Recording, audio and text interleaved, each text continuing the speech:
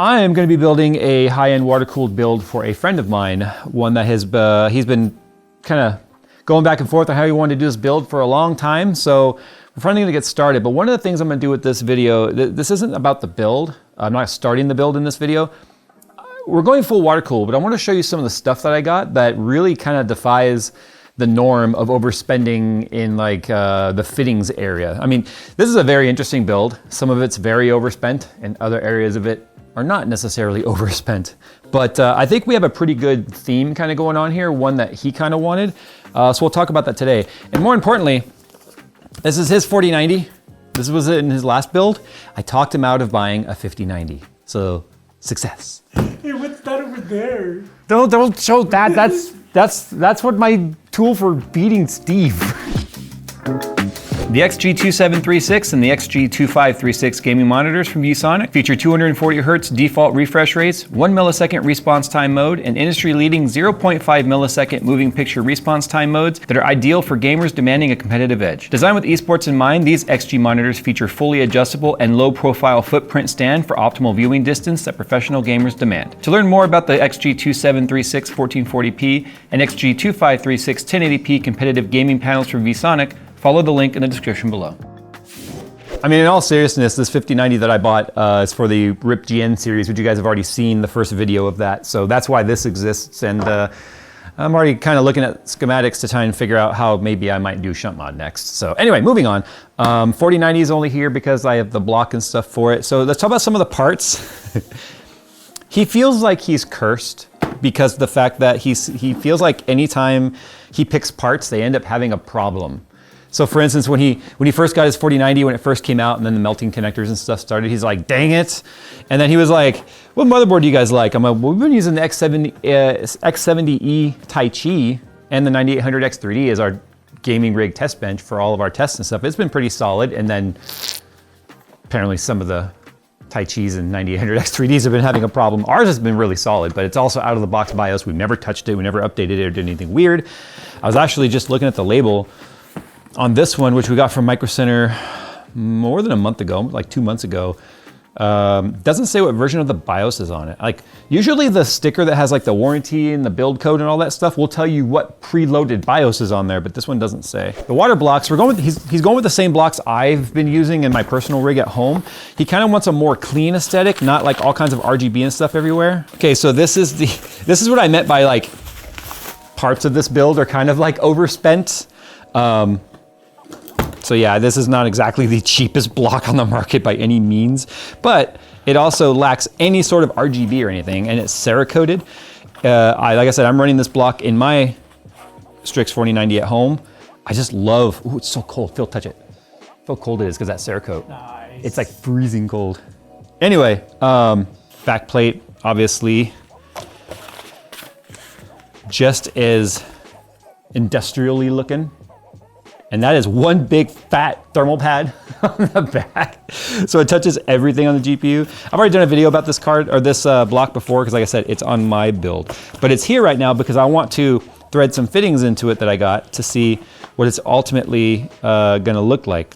Okay, so here's the block. This is the AMD version. I have the Intel version at home because I'm still running a 14900K. Again, just super chunky and industrially. I love the finish on this, the satin black. Unfortunately, it grabs skin and marks easily, but that's fine. You can see a big old giant cold plate on the back right here. Very polished cold plate. Yeah, I love everything about that. So I want to see what the fittings are going to look like on there. So maybe what we'll do today is we'll just throw the CPU in the motherboard. Maybe we'll throw the block on there, because the point of today's video, which is now very late to get to the point, it's about the fittings. When I first started water cooling, companies like Bits Power and stuff were just sort of starting to come up in the industry. We would just use G-quarter threaded barb fittings, that was it. And then zip ties to hold the vinyl tubing on we get from the Home Depot section. You could use brass G-quarter threads fittings from the plumbing aisle, or whatever, right? And then we'd use aquarium pumps to move the fluid. And then there were companies out there like Danger Den and whatnot that were making copper with acrylic top CPU blocks. And sometimes you get creative to make it mount with your CPU because the mounts were not very universal. But now there are so many brands. And in the meantime, like if we go back to like say 5, 6, 7 years ago, companies like Bits Power were charging $20, $25, $30 a fitting. And if you consider the fact that you need at minimum 2 fittings per component, so if you have a CPU block, a GPU block, a radiator, a reservoir, and a pump, and pump res combos were not so much a thing as they are today, that is 20 fittings. Wait, no, 10 fittings. Then elbows became a thing to make 90-degree turns easier so you don't have to bend the tubing so much. And now we're going to rigid tubing and stuff, obviously, right? So now you're talking like $15 to $20 per elbow, $15 to $20 per compression fitting. If you needed like an extension height to get more height off of a fitting to clear something to use your elbow, now you're talking like another 15, 20 bucks per an extension. And here's the thing, they're all made in like the same Chinese factories. They're all made out of brass. They're just anodized or powder coated or whatever kind of plating is on there to give them their color. You could easily start spending $200, $300, $400, $500 per system in fittings alone. Now you talk about having like drain plugs and having pass-through fittings and quick disconnects and all that stuff. It just gets so expensive. So in this one, I had to find some gold fittings because the theme he kind of really wanted to do was like black and gold. And so that is one of the main reasons we went with the Tai Chi from ASRock, not just because I've been using it and it's solid, but if I open this up and just kind of show you guys some of the aesthetics on it, it really allows us to sort of tie in the whole black and gold theme. As you can see, it's got like the gold accents and stuff all over it. So this allowed me to just sort of tie it in and have a kind of a universal theme across the parts. Initially, it's probably a little bit more coppery looking color here. Initially, we wanted to kind of do a black and copper build, but copper fittings and copper colored fittings are not as easy to find as say gold plated fittings. Now, the gold plated fittings I'd always used in the past were like EK's fittings, and those were like actual real gold plated fittings, and I didn't realize that at the time. They're big, they're bulky, and they're expensive. Even though the torque fittings from EK are a lot cheaper than like the Bits Power stuff, still kind of hit and miss and hard to get it because of obviously all the stuff going on with EK over the last year. So now you can talk about brands like Bike Ski and Barrow and a lot of like Draconi, whatever, the one that's like named after a plant, right? I use those in a cheap build. I can't remember what the name of it is. Was it Dracena? Oh yeah, Dracena, yeah, because it's named after a plant. Anyway, these are all Barrow, and these are all gold, and they're like $4 a piece. So, and then I got gold vinyl because I'm like, you know, we're gonna really gold the crap out of this thing, but I just got them because just in case for whatever reason. So this is actually the star of today's video, is these Barrow fittings.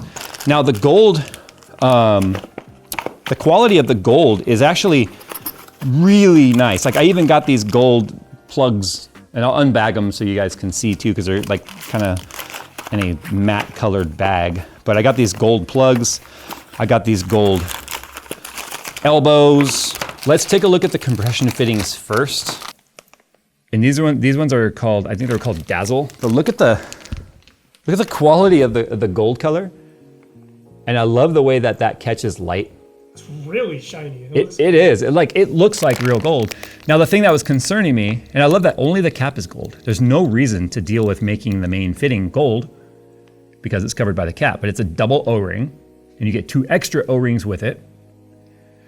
And obviously it fits 14 millimeter tubing. So this is really nice. But is there gonna be a consistency in the gold color across the different types of fittings that they make?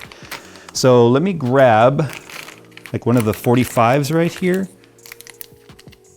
That looks to me like they match pretty good.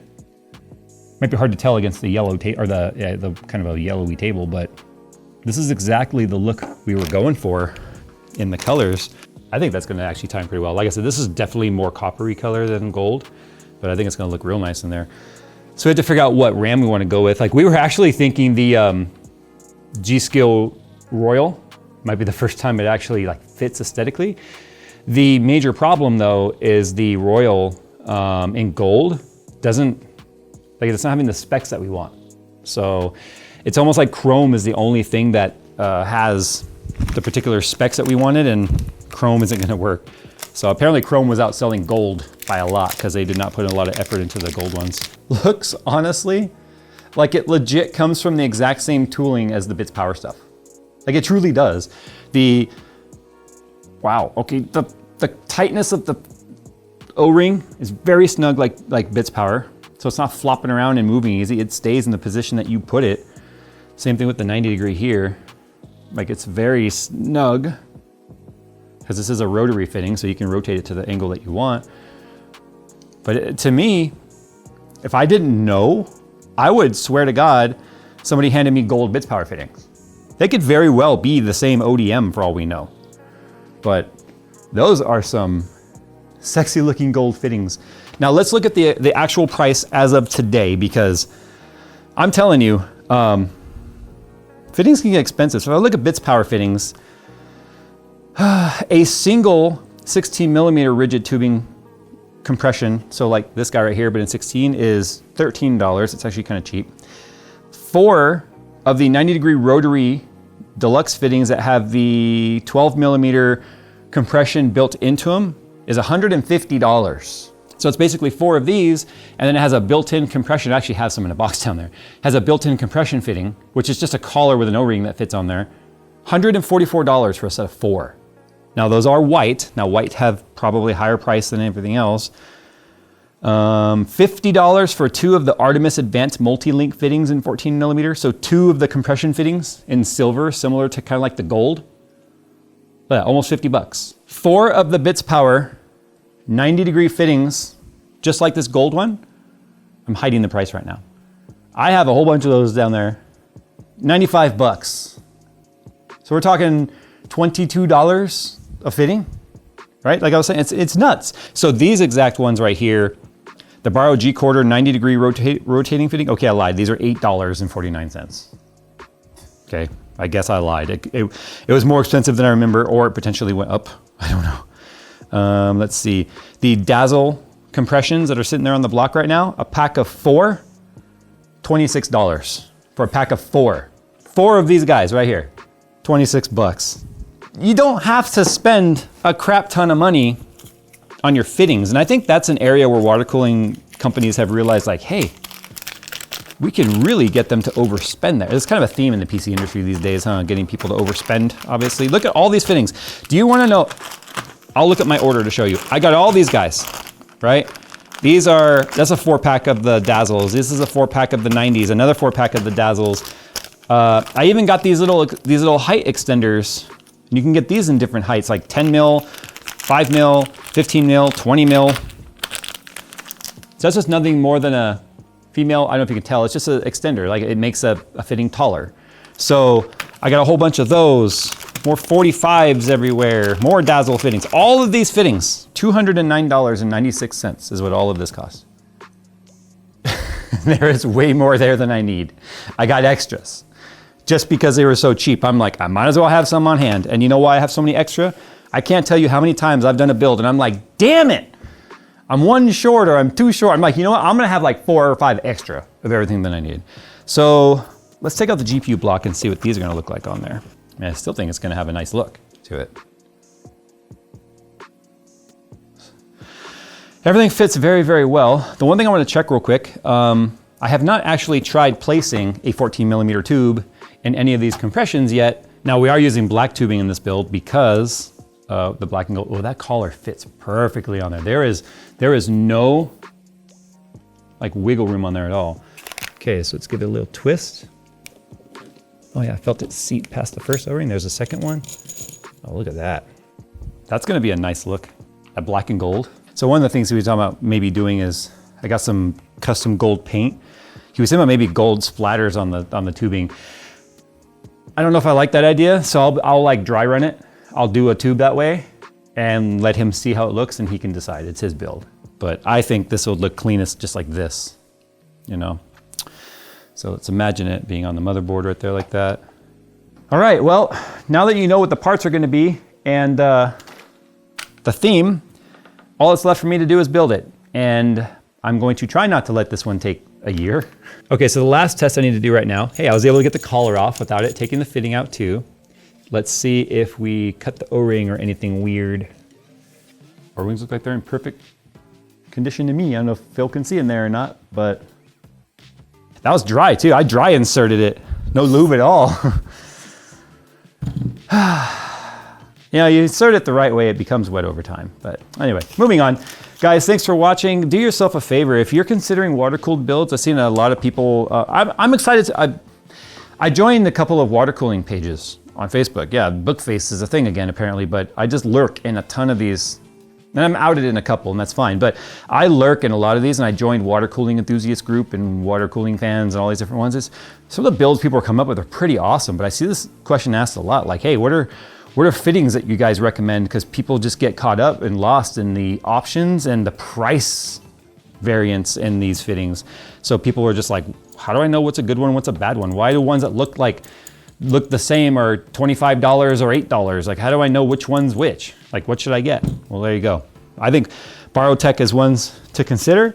I can't 100% say with certainty that there's not gonna be any problems because I haven't used any of them long terms, but I can tell you they all look like they're built to the same quality of everything else I've ever held. They're probably coming out of the same assembly line as all the other ones, and the O-rings are gonna be the same kind of O-ring materials just about every other O-ring on the market. So I don't think there's anything to fear with these, to be quite honest. And I think in Phil's build, I used the Dracena compressions, and we've had zero problems with those. So, all right guys, thanks for watching. I'll put links down in the description below. And as always, we'll see you in the next one, and happy water cooling. I'm excited to do this build, to be honest.